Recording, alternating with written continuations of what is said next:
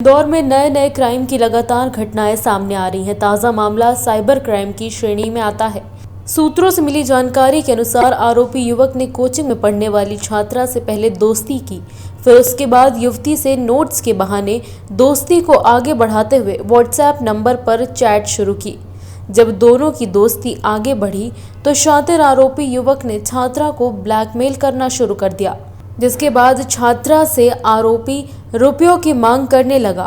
इसके बाद परेशान छात्रा ने वी केयर फॉर यू पर कंप्लेंट दर्ज कराई, जिसके बाद वी केयर फॉर यू की टीम ने शातिर युवक को गिरफ्तार कर वैधानिक कार्रवाई को अंजाम दिया। पीड़िता थी जो कोचिंग जाती थी और उसके साथ कोचिंग में पढ़ने वाला एक छात्र है अक्षय, उसके द्वारा पहले उससे दोस्ती की गई और दोस्ती के बाद उसके द्वारा पैसे की डिमांड भी बाद में की जाती रही। साथ में उसके द्वारा अनैतिक कार्य के लिए भी उसको उकसाया गया कि आप इस तरीके की, उसकी कुछ फ़ोटोग्राफ थे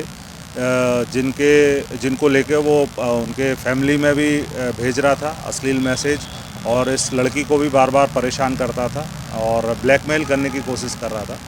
तो उसको लेके जब हमारे पास कंप्लेंट आई तो हमने अपनी वी केयर फॉर की जो टीम है, SI सीतू जरिया और ASI हमारे जो वी केयर फॉर यू में है, उनको हमने निर्देशित किया कि आप इसमें जाएं और प्रॉपर उसका एक पूरी जानकारी ली उससे, कहाँ का रहने वाला क्या है।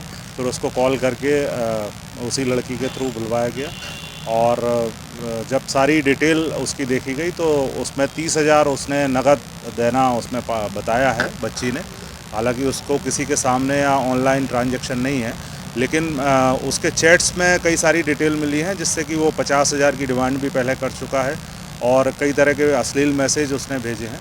उसको लेके हमने उसको पकड़ा है और लसूड़िया थाना को आगे की कार्रवाई के लिए दिया गया। सर, जो पीड़िता थी इससे संबंध थे क्या लड़के से कुछ इस तरह के? नहीं, वो कोचिंग में साथ पढ़ते थे और उसके द्वारा बताया गया कि नोट्स और कई जानकारी को लेके उनकी व्हाट्सएप पे चैटिंग चलती थी।